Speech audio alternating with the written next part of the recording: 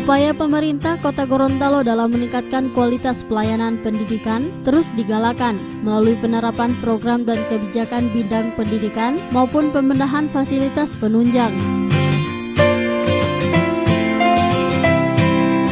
Sejak tahun 2015, angka partisipasi dasar mengalami kenaikan signifikan, yakni APK SD sebesar 112,56%, APK SMP sebesar 115,62%, dan angka partisipasi dasar untuk tingkat SMA dan SMK mencapai 112,87%. Sementara untuk tahun 2016, APK SD mencapai 112,73%, APK SMP sebesar 114,73%, yang merupakan efek dari adanya pembukaan akses seluas-luasnya di seluruh jenjang pendidikan.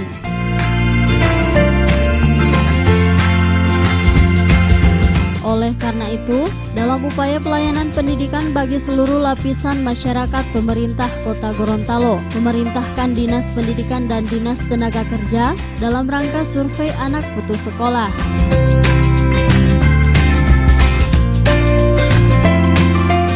Dilakukan untuk melihat sejauh mana jumlah anak putus sekolah yang akan dibekali dan dibina melalui konseling selama 1 bulan, serta akan melanjutkan jenjang pendidikan sesuai dengan minat dari peserta tersebut.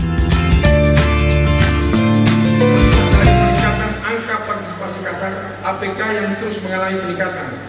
Di tahun 2015, APK SD mencapai 112,56%. dan APK SMP sebesar 114,62%. Sementara APK SMA dan SMK sampai di tahun 2015 telah mencapai 112,87%. Kondisi ini meningkat pada tahun 2016, yaitu APK SD 112,73% dan APK SMP 114,71%. Ini akibat daripada kita membuka seluas-luasnya akses pada semua jenjang pendidikan.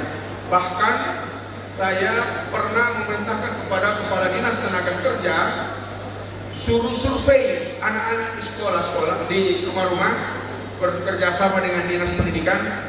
Jika ada anak yang putus sekolah, itu harus dicari kembali dan mereka harus masukkan sekolah.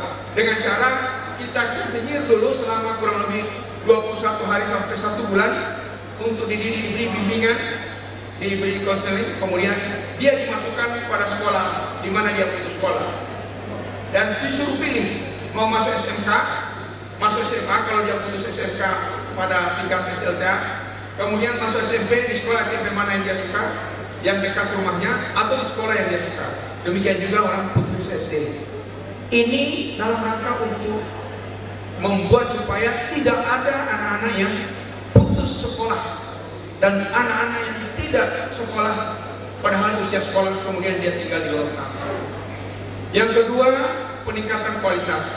Kita membuka akses tapi juga peningkatan kualitas. Tentunya kualitas pendidikan sebahagian besar ditentukan oleh kualitas tenaga pengajar dan kualitas sarana prasarana serta fasilitas.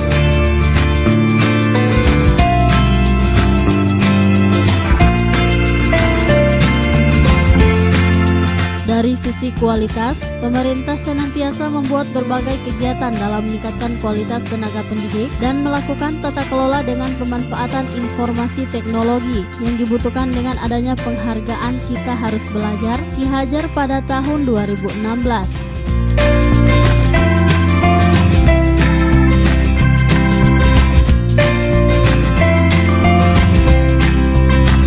Tim Liputan Advertorial Mimosa TV.